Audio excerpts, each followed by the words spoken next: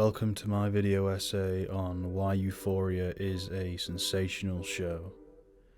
No, don't worry, I'm not doing that shit. This is a straightforward Euphoria review. Euphoria is a HBO show about a group of girls going through high school, navigating the pornography-obsessed landscape of youth, of modern youth. It's produced both by HBO and A24, which is the filmmaking dream team for a lot of people, including myself, in terms of artistic expression and liberty to show whatever you want to get a point across, kind of creative freedom. This is the second season of the show. The first season I really loved. I watched it around a year ago. Just even if we're talking about that first season, one of the most well-directed TV shows of all time, like just on a visual level at least. It stars Zendaya from like Spider-Man and stuff, and Dune now. She's in a lot of good stuff. I respect her more and more, and this she's just fantastic. She was executive producer of this season as well. I didn't really look at Euphoria as a show that needed continuous seasons. It was kind of felt like a one and done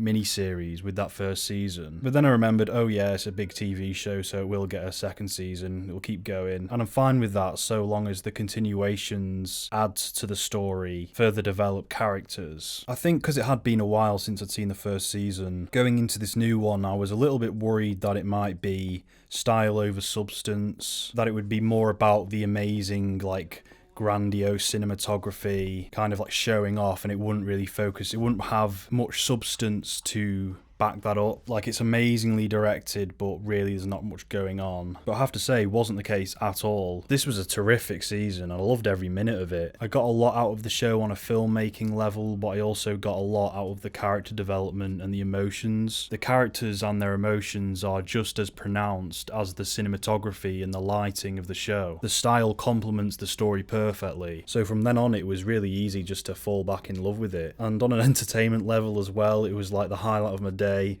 was like, oh yeah, I've got another Euphoria episode to watch today because I binged it. It's captivating on every level that the brain can detect, like emotionally, filmmaking, like the cinephile in me is like analysing amazing like cinematography and lighting and direction. The side of me that like relates to the characters and all that, and like even plot wise, it's got a good plot. It's got like a funnily interesting plot. A lot of the show implements very surrealist cinematography, very abstract imagery to depict emotions, almost like a play, which comes into it later. Like, sometimes the lighting is completely exaggerated and absurd, but it's beautiful. But at the same time, it's raw and real with its characters and the things they go through and their experiences and what it's showcasing. It's both extremely surreal and real at the same time. It, like, balances both. There's some really striking visuals in here that I've remembered that come after emotionally heavy scenes. It's such a colourful show as well. It uses the entire spectrum of colour to light individual scenes, and it never feels oversaturated or cheap or artificial. It's never distracting. It's always just beautiful and well balanced. It's just a great production, great direction. Even when it has shots of pathetic fallacy, which is essentially just when it rains to indicate that it's a sad moment, which is usually really just cliche, it has cool ways of shooting that. There's some really striking imagery, striking visuals that I can show you.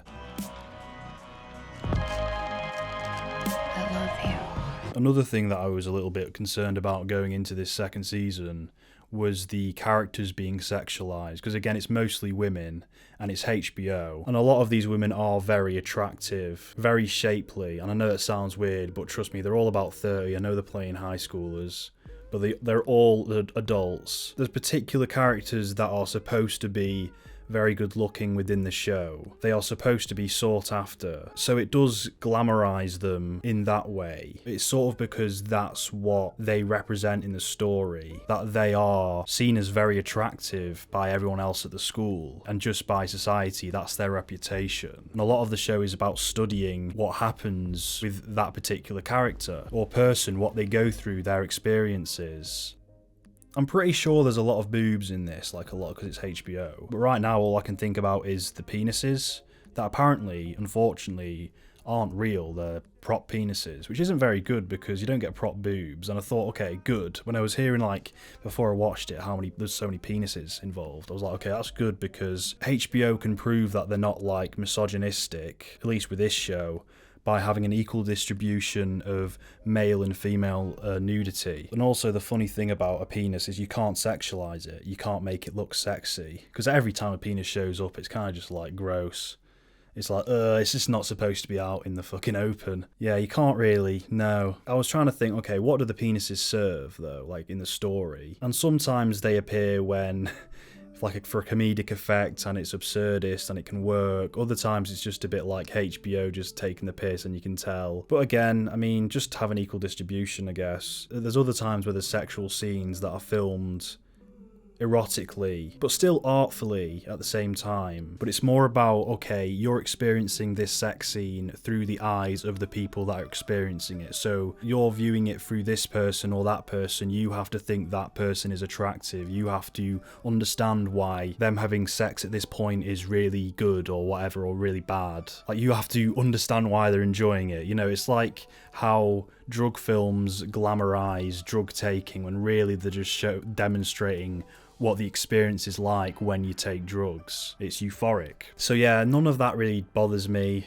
And it's kind of funny at the end of the day. It's just a penis, you know. It is good that HBO show all this stuff and they are willing to go to these extremes. Obviously, we just need to cut out all of, like, the misogynistic side of it, where they're forcing women or pressuring women into showing bits and sexualizing themselves. But if it's for, like, an artistic purpose, then I'm fine with it. And again, this show exists on HBO because it's, like, the most boundary pushing show at the moment. And a lot of this show is about what teenagers today, what their experience is with the digital age and the sheer volume of pornography that's out there and how that's affected them. So you need that unrestrained look at sexuality for that to work, to properly show that. And there are things in this show that are very disturbing, but necessarily disturbing. It's also largely about drug addiction as well, and it's very dark in those aspects. And I've just got to say, the way it handles the drug addiction issue, that subject matter, is masterfully done. It's of the same substance of Requiem for a Dream and Trainspotting in terms of it's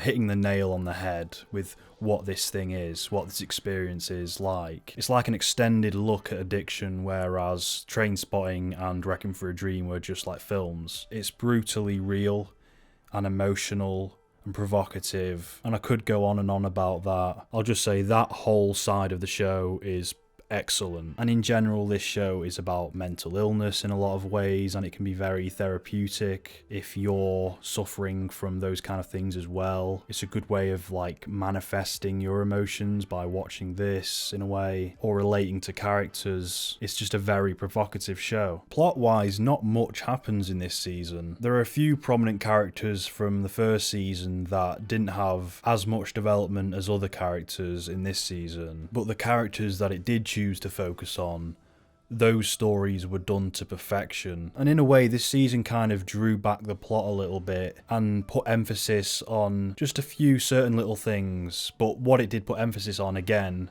fucking amazing.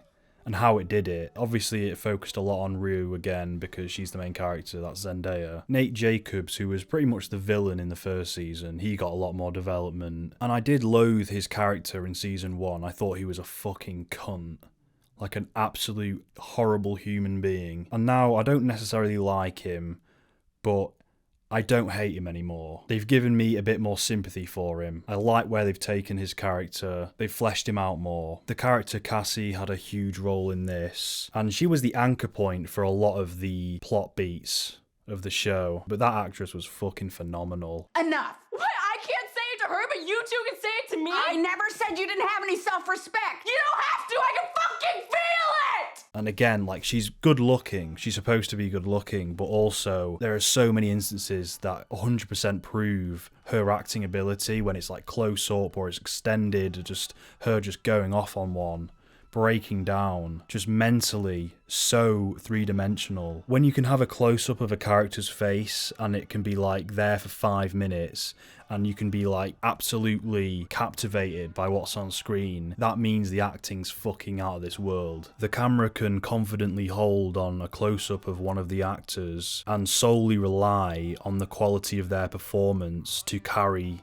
the emotional weight of the whole scene. Instantly captivating performances engaging just to sit there and watch them talk about anything. Top tier acting. Every character's really good in this. Lexi had a lot more to do in this season. Lexi's character's really interesting because she represents the more timid, plain girl, which is kind of ridiculous because she is still really attractive, but she's supposed to be the more, okay, you're not quite as good looking as these fucking models that we've hired to play these characters. The idea of her character is just really interesting, and I'm glad we got more of that in this season. Also, Nate Jacobs' dad, like, holy shit, there was that scene where they had that big argument where he pissed on the floor, and here's a show of a great storyteller or whatever. There are multiple arseholes in that scene doing assaholic things. Well, he's really doing the main assaholic thing, but it's like this dysfunctional family, and they're like shouting at each other, or there's this argument, and at no point am I condemning either of them. Like, I've got sympathy for both of them at different times. Like, I'm going, oh shit, it's what it's like for him, oh shit, what it's like for him. I'm like in the heads of both of them, and that was just cool. Also, Fez has a big role in this. I just want to tell you that talking to you was one of the best parts of my whole year. Yeah, right. Why you always doing that shit? What? I don't know, like doubting yourself and shit. Compared to the rest of the cast, he's this drug dealer, he's not even at the school. Like, he's like an adult. He's just such a good addition to it. I don't know how it does it. Like, it balances high school drama plot lines with like drug fucking Breaking Bad shit going on over here where people are getting killed, and it all feels like on the same tone. And I'd also like to give props to this show for making a high school love triangle a brilliant source of drama and conflict for this TV show. Like, on paper it's just simple bullshit, but it's how the characters are portrayed and how three-dimensional they are and how real they are, and it's also quite funny in a lot of ways. What the fuck? What the fuck is wrong with you? What the fuck is wrong with you? It's just simple high school shit elevated to fucking... It's not melodramatic at all. There's this show called Sex Education, which is kind of an atrocious show. Not really. It's just a pandering kind of little shitty little thing. Proper mid on Netflix, and that is just everything that this show is, but the manipulative version of it. I mean, there's no edge to that show. There's no like controversial depictions of shit. It's all safe bollocks. It's all just like wishy-washy crap. It's just the polar opposite to Euphoria, which is just like fucking god tier acting that does also have comedic aspects here and there. So much more sophisticated. The first episode of this season has this scene, which is essentially just your typical like stupid dramatic high school party scene, where Cassie has to hide from... They all have like E at the end. Maddie. Cassie has to hide from Maddie, because if Maddie finds Cassie, who's like hiding in the bathtub, Maddie will know that Cassie was in this bathroom with Nate a couple minutes ago, because Nate walked out not long ago, and Maddie knew that Nate was in there, but didn't know that Cassie was in there. Anyway, you see exactly, it's like bullshit high school shit. But honestly, it's this visual Hitchcockian sequence of this girl hiding in the bathtub, trying to like reach her phone without making any noise, because she realizes her phone's on the bath floor, and if it like goes off, if she gets a notification, it'll vibrate and she'll be found, they'll hear her. It's literally like how Hitchcock shows you, okay, this is the here, and this is here. The audience knows that this is here, but those people don't know that the bomb's here or whatever, you know. It's like it's a really like well told visual sequence that's just tense in its own weird way. I'm gonna break this fucking door, Nate. Open the fucking door. Episode 5 might have been the height of this season. That primarily follows Zendaya's character, as she's once again found out for having relapsed. She's on drugs again, and basically all of her loved ones confront her about it in a way. And it's such a brutal episode because it's just about how Rue, Zendaya's character, reacts to what's going on, and she's like screaming at her sister and at her mum, saying horrendous shit. What the fuck else am I supposed to do, huh? What do you want me to do? What do you want me to fucking do? Please! This is your fucking fault! being really foul, but that's what addicts behave like when they get that bad. And she's going from like screaming at them to then begging them and apologizing profusely to them, like begging them to tell her where these drugs are that she's been taking. And it goes on, but it never loses its sense of significance. You feel like you're just watching this real thing unfold. It's like magnificent, and that's when there's no surrealist cinematography. It's all just the camera focusing on the actors' performances, and that's where the living proof is that there's so much substance to this show. And Zendaya, I don't know, like Zendaya is fucking madly talented. I didn't realise, you know, because at first I don't think she's from Disney Channel or something. I'm like, who's this? You know, she's just like, okay, whatever, like some punk girl. But fucking hell, this is like out of this world. This is like one of the best fucking performances I've seen in like the whole fucking decade. I'm sorry, but I need you to tell me where they are. I need you to tell me where the pills are, Mom. I need you to tell me where the suitcase is. And how it represents addiction. It's disturbing, rightly so. It's sad. It's depressing. And that episode is also just crazy because she like runs off, and it implements the Nate Jacobs love triangle as well. That all comes to a head. So in that way, it's a fucking phenomenal episode because it all culminates there as well. Yeah, that episode was fucking magnificent, honestly. And like what she does, and there's crazy aspects to this show. Like on one end, it'll just be about, okay, this boy had sex with that girl, oh no. Then on the other side, it'll be like, oh shit, this drug dealer's about to get raided by the police and there's a huge shootout. And it's like, what the fuck? But again, tonally fucking perfect. It's so well balanced. I don't know how it fucking does it. There are certain things in life that are repetitive, like addiction or certain traits that people have, flaws that people just do over and over again, like cyclical patterns. And depicting that in film and TV show can be a bit difficult because it can just feel repetitive. And how do you depict something that is repetitive in an unrepetitive, non-tedious way? And I can't really say, but this show does that because this season is about Rue's relapse, and we're seeing her go through the motions again, but it's all done to perfection. The pacing and the editing of this show, with this season in particular, seamless, phenomenal. It casually switches between all of these different plot lines, never gets jarring, never feels like, oh hang on, or abrupt. Cuts to the different stories at the perfect times, and you're like, oh yeah, you just get a little bit of that one, and you're like, oh fuck, what's gonna happen? Then it cuts this one, you get invested in that other one. So much is going on, editing wise, structuring wise, whatever it is, fucking amazing. Like insanely hard to do. Like when you're thinking, okay, this is going to be a fucking bitch to edit, how are they going to assemble all this and make it coherent? But they did it. And then they're like messing about with time in the episode 7 and 8 because it's like this play within the show that's happening, and the time jumps just go fucking off the wall, but you never get lost. You always know where you are and what's going on and where this is taking place. And how they did that without it getting fucking like nutty and just confusing and convoluted, I don't know. It's just, again... Wait, is this fucking play about us? And that aforementioned play is Lexi's play. That's essentially her account of certain events of the characters' lives in the show. So the characters in the show are watching the play and it's about them. And you see it all from Lexi's eyes, and that's how you get this like gorgeous amount of fucking character development from her. She's obviously a stand-in for the director of the show, Sam Levinson, I think it is. Because the idea of her being a surveyor of events instead of a active participant, someone who just observes everything, and that tying into becoming a storyteller, is something that a director would most definitely be going through or have gone through. And it's also just a very relatable thing for any aspiring filmmaker. It's just the story of that feeling that you are just a bystander of all of life's drama. Sometimes you feel disconnected to everything that's going on. Just very relatable theme, character idea, and obviously that's something that director Sam Levinson experienced in life. That play in question that Lexi puts on is ridiculous in terms of the production value of a high school play. You have to suspend your disbelief there again, but the surreal aspect to the show kind of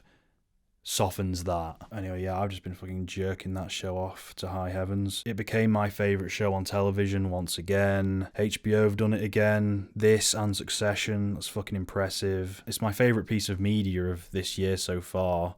and I don't think it's going to get topped for a while. It's such an extensive fucking piece of storytelling.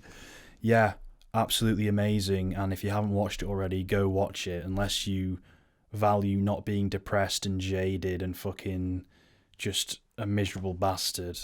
If you don't want to be miserable, don't watch it. But if you are miserable, if you are really depressed and suffer with mental illness, I think you'll get a fucking beautiful experience out of this in a lot of ways. But maybe some of you won't.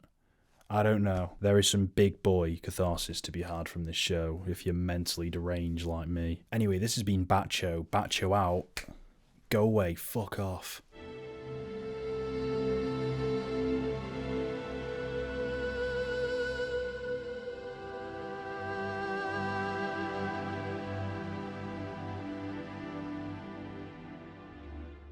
But right now, all I can think about is the penises.